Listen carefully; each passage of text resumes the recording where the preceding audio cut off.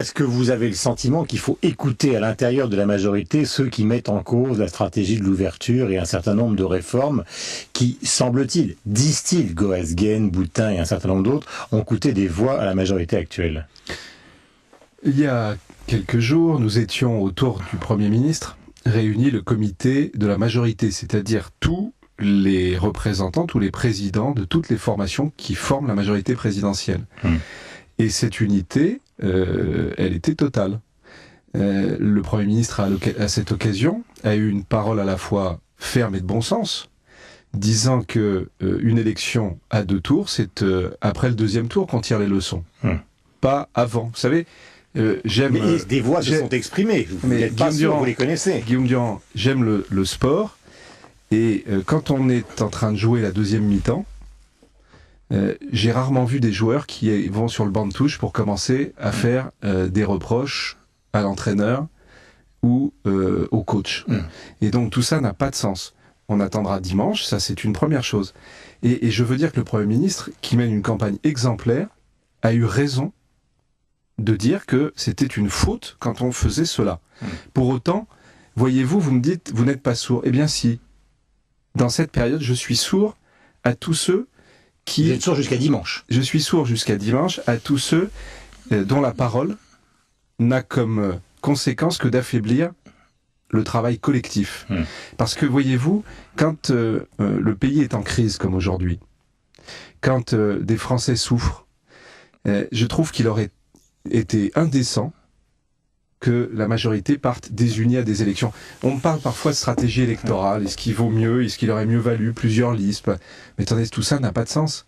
Est-ce que vous imaginez, en pleine crise, la majorité qui gouverne ensemble aller à des élections divisées, désunies? Mais si ces voix s'expriment, Frédéric Lefebvre, c'est probablement parce que des gens ont été quand même stupéfaits par les résultats et n'ont pas aimé les fameux éléments de langage du dimanche dernier où on avait l'impression qu'il y avait une sorte de déni de la réalité, à savoir que l'UMP avait quand même pris une claque. C'est peut-être pour ça que les gens se sont mis à parler. Non, ça n'a rien à voir. Vous savez, les gens, comme toujours, et d'ailleurs vous remarquerez que tous ceux qui s'expriment, en réalité, font parler les abstentionnistes. C'est tellement facile de faire parler les abstentionnistes.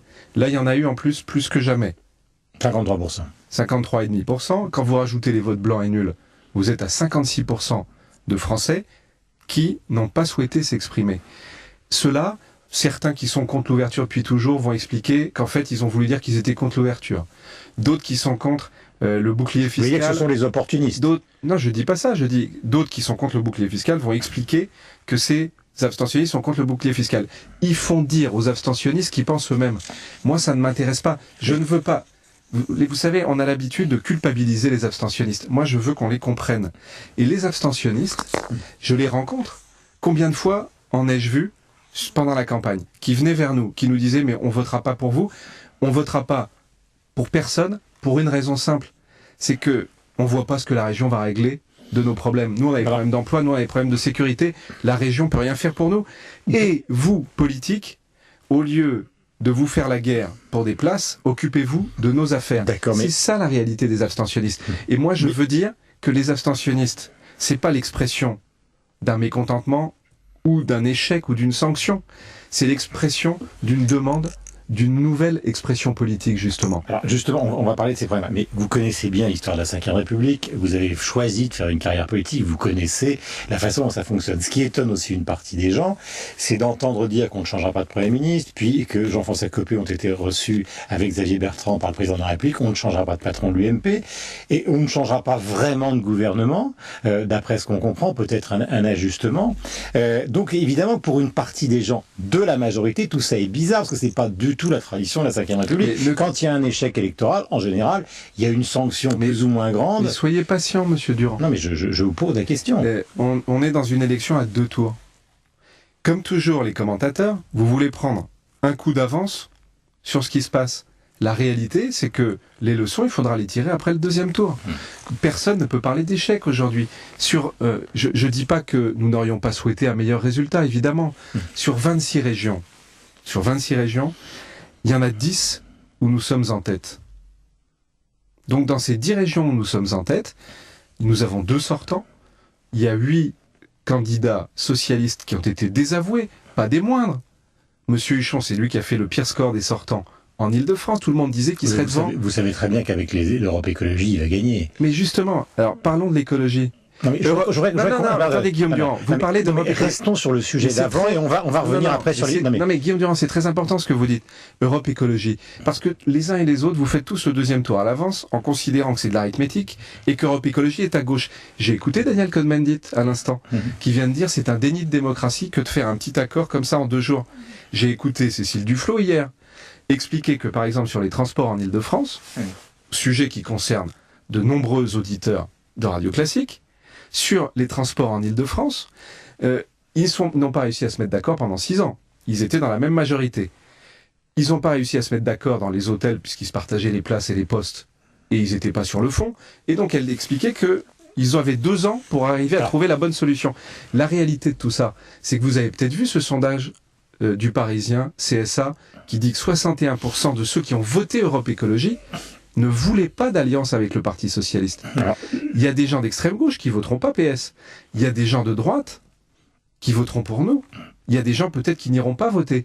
Et donc, avouez que c'est quand même peu probable. J'écoute l'argument, mais pour l'instant, on peut considérer que ce n'est pas totalement l'hypothèse la plus probable. Vous êtes sportif, vous aimez le sport, vous savez parfaitement qu'il faut attendre la fin, le coup de sifflet final. Après, vous ferez tous les commentaires que vous voudrez.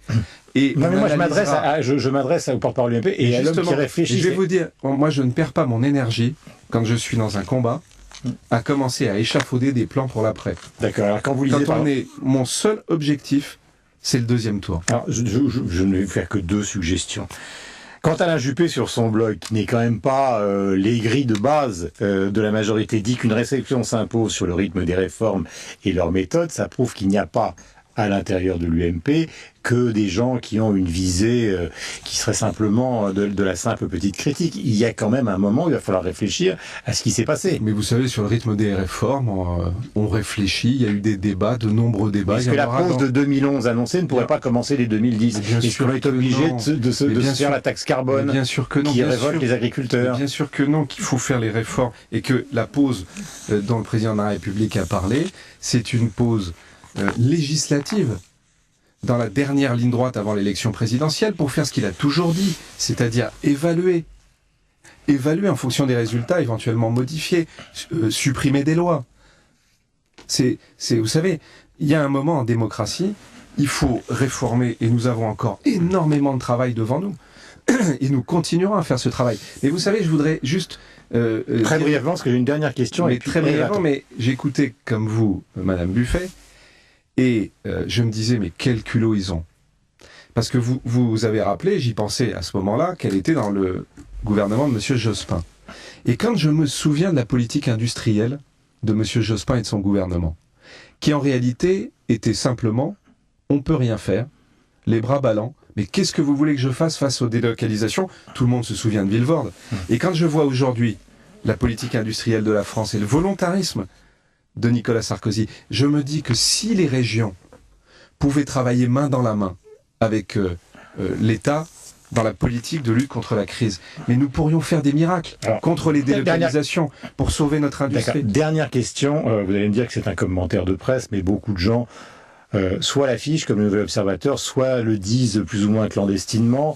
On retrouve ça non seulement à gauche, mais aussi parmi les gens qui soutiennent le président de la République. Il est un peu KO par cette histoire quand même. Il a une responsabilité personnelle et il est KO. Enfin, il est KO. Écoutez, ça prouve que vous l'avez pas vu ou que ceux qui parlent de ça ne l'ont pas vu. Non, mais c'est le style du Nouvel Obs. Parce qu'il n'est absolument pas KO, au contraire. Et il est comme tous ceux qui le soutiennent, tous ceux qui sont dans la majorité présidentielle engagés dans ce combat des régionales pour que les régions puissent travailler main dans la main avec la France, les régions main dans la main avec la France contre la crise mondiale. Nous avons besoin d'une France unie. Il est plus déterminé que jamais et il est comme nous tous décidé à ce que le maximum de Français puissent nous faire confiance dimanche prochain.